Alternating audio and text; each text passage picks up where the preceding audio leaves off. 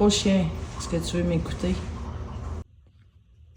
L'envol de l'aube, un récit Lakota. Auteur Kevin Locke, illustration Jessica von Inner-Remneux. Traduit de l'anglais par Véronique Agla. Un jour, un père et sa fille virent un aigle voler au-dessus d'eux. Le père fut si heureux de voir cet oiseau magnifique qu'il changea son itinéraire pour le suivre.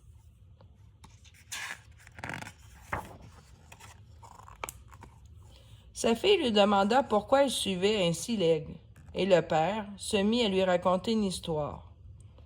Cette histoire nous est transmise par nos ancêtres depuis de nombreuses années, commença-t-il.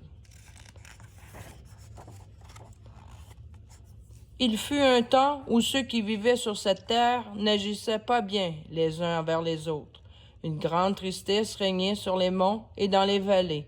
Une tristesse comme une maladie. Malgré tout, certains étaient bons. Et de ces quelques bonnes âmes, l'une se démarquait comme possédant une grande vertu. Elle avait le cœur le plus pur.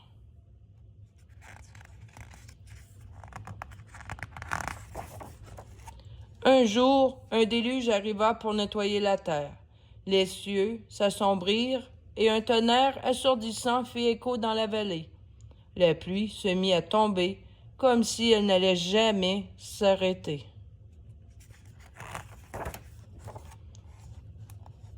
Les bonnes gens se réunirent pour appeler Tunjkasila, le grand-père au-dessus de nous.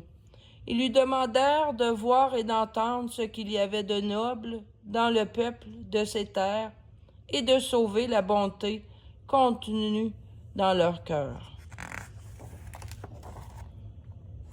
Le grand-père entendit l'appel et fut charitable. Il transforma les bonnes gens en pierres molles et rouges et emplit la carrière près de Pipstone, au Minnesota.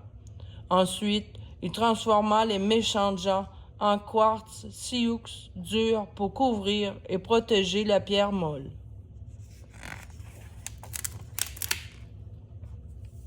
La femme au cœur bon et vertueux fut la seule survivante de la race humaine. Grand-père répondit à l'appel des bonnes gens et la sauva du déluge en envoyant un grand aigle doré. Du ciel vint le son puissant des ailes déployées et Wanjbli, le grand aigle, plana vers la femme. Il la prit entre ses puissantes serres et la transporta avec ses ailes immenses. Ils s'envolèrent vers la seule chose au-dessus de la terre inondée, Changwaka, le grand arbre de la vie. C'était un cadeau du grand-père. Un arbre superbe, plein d'énergie et de vitalité, qui servait de pont entre la terre et le royaume des esprits. Au grand arbre de la vie, la femme sut qu'elle était en sécurité, et à l'aube, elle vit l'inondation se retirer lentement. C'était un nouveau départ. De son perchoir sur l'arbre, l'aigle poussa un cri aigu.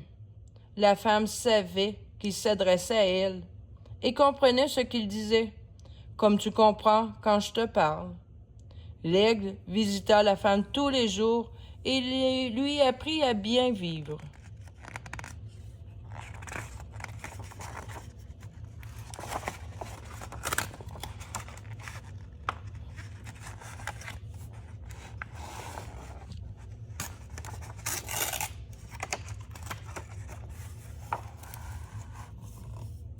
L'oiseau majestueux avait autant de leçons qu'il avait de plumes.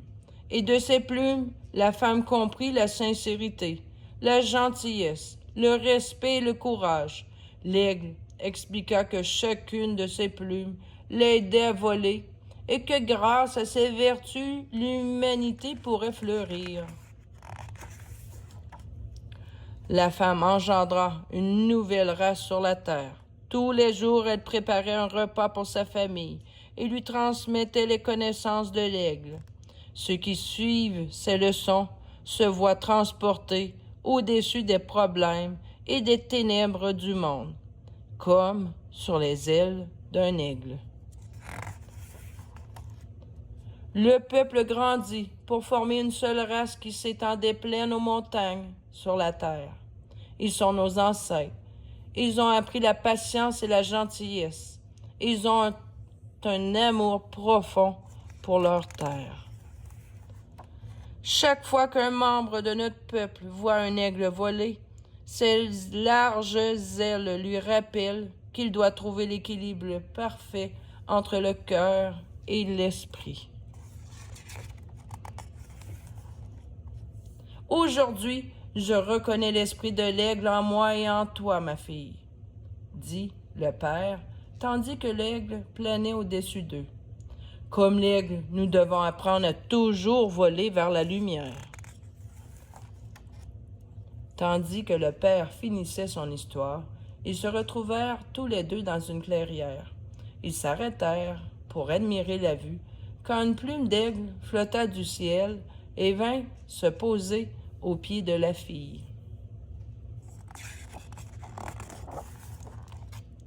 La fille ramassa la plume et la montra à son père. « Ma petite, dit-il, l'aigle voulait que tu aies une de ses plumes.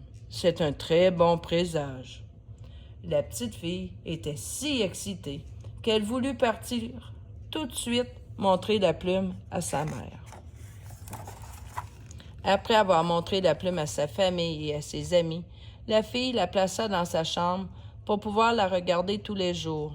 Elle promit de reconnaître l'aigle en elle et chez les autres, et de toujours s'éloigner des ténèbres et de voler vers la lumière.